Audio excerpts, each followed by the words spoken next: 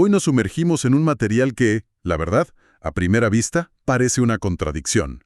Tenemos en nuestras manos un libro sobre management y liderazgo estratégico, pero el campo de aplicación no es una startup de tecnología ni una multinacional. Es la seguridad ciudadana. Exacto. La fuente es Management y Liderazgo Estratégico en Seguridad Ciudadana, escrito por un oficial de policía, Marcelo Fuentes. Y lo que propone no es un simple manual de tácticas, es un cambio de mentalidad.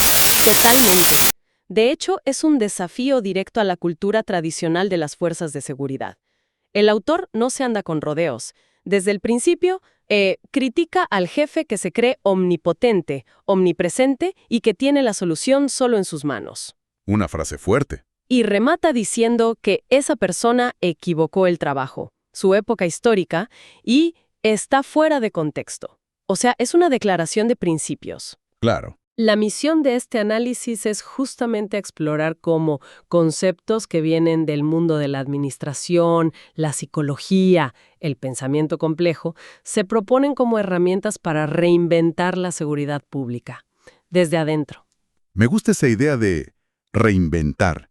Y de hecho, el autor abre con una cita de Einstein que parece ser la brújula de todo el texto. Ajá. La vida es muy peligrosa, no por las personas que hacen mal, sino por las que se sientan a ver lo que pasa. Uf. Esto de inmediato saca el foco exclusivo de la policía y de repente nos pone a todos en el escenario, ¿no? Exacto. Establece que la seguridad no es un producto que la policía entrega, sino un ecosistema que construimos entre todos. Y para liderar en ese ecosistema, el viejo modelo del jefe que da órdenes, pues ya no sirve. Por eso el libro es tan disruptivo. Bueno, entonces vamos a desglosar esa disrupción. Porque antes de meterse en la teoría dura, el libro hace algo poco común. Muestra su lado humano. Las dedicatorias no son a grandes teóricos ni a generales. Son a su familia, a los policías en la calle y a las víctimas del delito. Sí. Hay una frase que se me quedó grabada. Muchas veces lo único que perdura en nuestra retina es la mirada de la persona salvada. Wow. Eso ya nos pinta un cuadro muy distinto al del oficial robótico y distante. Y es que esa humanidad es la base sobre la que se construye todo lo demás. No es un detalle menor, es el cimiento. Y los prólogos lo refuerzan. Por un lado, tienes la perspectiva de un exministro de Seguridad, Carlos Zirca, que admite algo muy potente. Desde la política entendió que los jefes policiales no podían seguir siendo comisarios de escritorios. Claro. Necesitaban convertirse en líderes comunitarios, gente que conoce el barrio, que habla con los vecinos. Suena ideal, pero seamos realistas. Un jefe de policía tiene una presión enorme para bajar las estadísticas de delitos. Ya. ¿Realmente tiene el tiempo y el capital político para dedicarse a conocer a los vecinos? ¿O es una fantasía que choca con la realidad del día a día? Es una tensión real, y el libro no la ignora. Por eso es tan importante el otro prólogo, el de Daniel Mazzola, otro oficial de alto rango. ¿Ok? Él no habla en teoría. Él cuenta una historia de guerra, por así decirlo. Describe cómo con un pequeño equipo lo enviaron a una dependencia en General Alvear, que era el epítome de lo viejo, conservadora, burocrática, autocrática. Imagínate el panorama. Y ellos, siendo forasteros, tenían la misión de cambiarla. Y por lo que cuenta, no fue un camino de rosas. Menciona que al principio fueron odiados. Eso es fuerte. ¿Cómo se pasa de ser odiado a transformar una cultura? Ahí está la clave. Mazzola explica que fue un proceso largo y difícil. Estaban lejos de sus familias, en un entorno hostil. Pero en lugar de imponerse por la fuerza, aplicaron esta nueva filosofía. Empezaron a escuchar. A construir equipos, a empoderar a la gente valiosa que estaba desmotivada. El resultado fue tangible. Bajaron los índices delictivos y, más importante, cambiaron la percepción de la comunidad hacia la policía. Increíble. Él usa una metáfora que recorre todo el libro. Un verdadero equipo es como una orquesta, y el líder es su director. El director no toca todos los instrumentos, sino que crea las condiciones para que cada músico dé lo mejor de sí. La frase que resume su éxito es brillante. Se dieron cuenta de que trabajar en equipo no significa solamente trabajar juntos. Me parece fascinante esa anécdota porque nos lleva directamente al siguiente punto, que es quizá el más disruptivo. A ver. El autor dice que la policía debe dejar de pensar en mando y empezar a pensar en management. A primera vista eso suena a que quieren dirigir una comisaría como si fuera, no sé, Coca-Cola. ¿Cómo se justifica ese salto? Es que el autor mismo lo vivió. Cuenta que en la academia le enseñaban sobre mando con manuales militares, pensados para la guerra. Claro, donde la obediencia es absoluta. Exacto. Pero la seguridad ciudadana es un escenario mucho más complejo, más dinámico, que un campo de batalla. El concepto de management estratégico es intencionalmente corporativo, sí, porque busca traer herramientas de gestión probadas a una organización gigantesca como la Policía de Mendoza, con 8.000 efectivos. Es una megaestructura. La idea central es que una o dos personas en la cúpula no pueden controlar eso. Es imposible. Se necesita delegar, crear equipos, gestionar recursos de manera inteligente. Pero, a ver, ¿no hay un riesgo en tratar a una fuerza policial como una empresa? Las métricas de éxito son vida o muerte, no ganancias y pérdidas. ¿El autor aborda esa tensión? La aborda de lleno. El fin del management policial no es la rentabilidad, y el texto lo define con una claridad meridiana. ¿Cuál es? Disminuir objetivamente el delito y aumentar la sensación de seguridad. Ah, tiene dos patas. Exacto. La parte objetiva son las estadísticas, los arrestos, lo que se puede contar. Pero la parte subjetiva, la sensación de seguridad, es igual o más importante, y esa no se logra solo con patrulleros, ¿eh? Se logra con confianza, con comunicación. Justo, el management es la herramienta para organizar los recursos y lograr la parte objetiva, mientras que el liderazgo es lo que inspira a la tropa y a la comunidad para construir la parte subjetiva. Son dos caras de la misma moneda. No pueden separarse. Sin management, el liderazgo es puro discurso, y sin liderazgo, el management es pura burocracia. Entendido. Entonces, si el modelo antiguo de mando está roto, el autor argumenta que es porque cada parte de la institución ve solo un pedazo del problema. Y aquí introduce una idea que me pareció central: la visión sistémica, usando la clásica analogía de los ciegos y el elefante. Esa analogía es una crítica demoledora a cómo funcionan muchas grandes organizaciones, no solo la policía. Totalmente. Si el Departamento de Investigaciones no comparte información con prevención y ninguno entiende bien qué hace la policía científica, cada uno está tocando una parte distinta del elefante delictivo. Uno cree que es una pared, otro una soga. Otro un árbol. Todos tienen razón en su pequeña parcela, pero todos están equivocados sobre la naturaleza real del problema. Claro. El libro cita a Peter Senge, un gurú del pensamiento sistémico, con una frase lapidaria: dividir elefantes por la mitad no genera dos elefantes pequeños. O sea, que el dividir el problema de la seguridad en compartimentos, robos por un lado, narcotráfico por otro, se pierde la conexión entre ellos y se termina atacando síntomas en lugar de causas. Precisamente. Se crean silos que no colaboran, que compiten por recursos, una burocracia lentísima.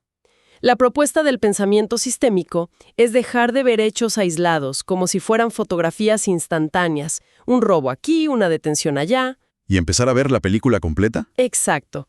Empezar a ver patrones de cambio. Es aprender a ver el iceberg entero, no solo la puntita que asoma sobre el agua. De acuerdo, ver el iceberg completo es una gran metáfora. Pero en la práctica, a ver, ¿cómo hace eso un oficial que está en la calle desbordado respondiendo a una llamada tras otra? Esa persona está lidiando con la punta del iceberg a cada minuto. ¿Cómo se le pide que vea la estructura subyacente? Esa es la pregunta del millón, y la respuesta no es simple. Implica un cambio cultural y de entrenamiento. Significa capacitar al personal en herramientas que hoy parecen ajenas, como el análisis de datos, el mapeo de zonas calientes. Conectar los puntos. Sí, crear espacios y tiempos para que los equipos se sienten a analizar la información. Es pasar de un modelo puramente reactivo de bomberos que solo apagan incendios a uno proactivo. Uno que también se dedica a la inspección para evitar que los incendios ocurran. Justo. El libro insiste en que sin esa visión del todo, las soluciones siempre serán parches y se llegará tarde a las crisis en lugar de anticiparlas. Bien, entender al delito como un sistema y no como hechos aislados ya es un cambio de paradigma enorme. Pero leyendo el material, me topé con algo que, honestamente, no esperaba encontrar en un libro escrito por un policía. Ah, sí. Una defensa a ultranza de la inteligencia emocional. Parece ir en contra de toda la imagen cultural del oficial duro e imperturbable. Es que es el golpe de gracia al estereotipo. El autor trae a Daniel Goleman al centro de la discusión y define la inteligencia emocional como la capacidad de reconocer nuestros propios sentimientos y los ajenos, de motivarnos y de manejar bien las emociones. Y argumenta que no es algo blando. Para nada. El argumento es el mismo que ya conquistó el mundo corporativo. Un alto coeficiente intelectual no te garantiza el éxito, y mucho menos en el liderazgo. En un entorno de altísima presión como el policial, esta capacidad es aún más crítica. El ejemplo que da el libro es muy gráfico y, me temo, muy reconocible. Es brutalmente honesto. Describe al oficial con 15 años de servicio que le grita y humilla a un novato por cometer un error simple. Es un fallo total de empatía y de autocontrol. Ese oficial experimentado olvida que él mismo fue un novato y cometió los mismos errores. Y esa explosión no enseña nada. Al contrario, genera miedo, resentimiento y rompe la confianza del equipo. La recomendación del libro es una regla de oro táctica. Si una situación te hace montar en cólera, no tomes la decisión en ese momento. Apártate, respira. Y decide después. Cita un pensamiento oriental que es pura sabiduría práctica. No hagas nada de lo cual te arrepientas a los 5 minutos. Pensemos que para un oficial en la calle, esos 5 minutos pueden definir una carrera, la seguridad de una víctima o incluso una vida. No es un consejo de autoayuda, es una herramienta de supervivencia profesional. Exacto. Y esto nos lleva a la última gran idea, que es la de las inteligencias múltiples de Howard Gardner. Si lo de la inteligencia emocional ya era disruptivo, esto es casi herético para una estructura jerárquica. Aquí es donde más dudas me surgieron.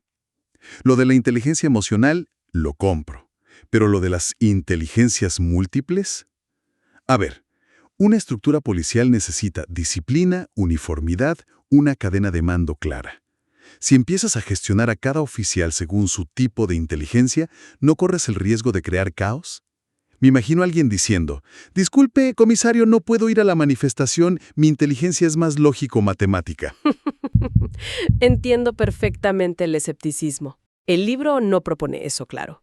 No se trata de crear un menú a la carta donde cada uno hace lo que quiere. Ah, bueno. Se trata de que el líder, el director de la orquesta, sea lo suficientemente astuto para reconocer que no todos sus músicos tocan el mismo instrumento. Claro. La teoría de Gardner dice que no hay una única inteligencia, sino varias: lingüística, espacial, interpersonal. Para un líder de seguridad, entender esto es una llave casi mágica, dice el autor. O sea, se trata de una asignación estratégica de talento, no de complacer a todo el mundo. Exactamente.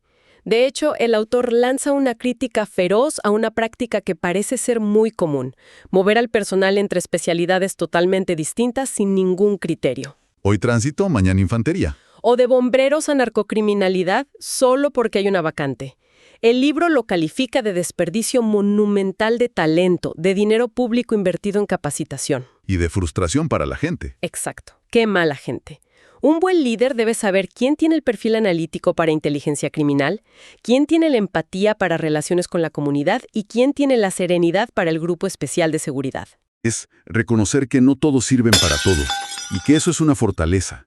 Inmensa, no una debilidad. Entonces, cuando unes todas las piezas, el enfoque humano, el management, la visión de sistema, la inteligencia emocional y el reconocimiento de las múltiples inteligencias, lo que emerge es un arquetipo de líder policial radicalmente diferente. Es un cambio de 180 grados. El mensaje de fondo es que la seguridad es un organismo vivo, no una máquina.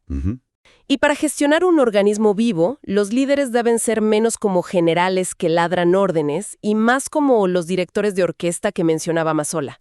Su trabajo es crear un clima de confianza, afinar los talentos y armonizar las distintas capacidades para que el resultado colectivo sea mucho más potente que la simple suma de los individuos. Todo este análisis nos deja con una idea final del texto para reflexionar, una que va más allá de la propia policía. Sí.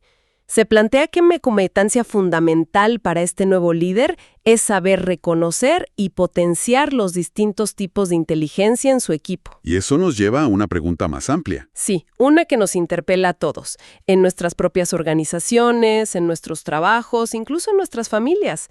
¿Con qué frecuencia ignoramos o desperdiciamos las diversas inteligencias de quienes nos rodean? ¿Simplemente porque estamos obsesionados buscando un solo tipo de habilidad? Exacto. La pregunta que queda flotando es, ¿cuánto potencial colectivo se está perdiendo en este preciso momento por culpa de esa visión tan limitada?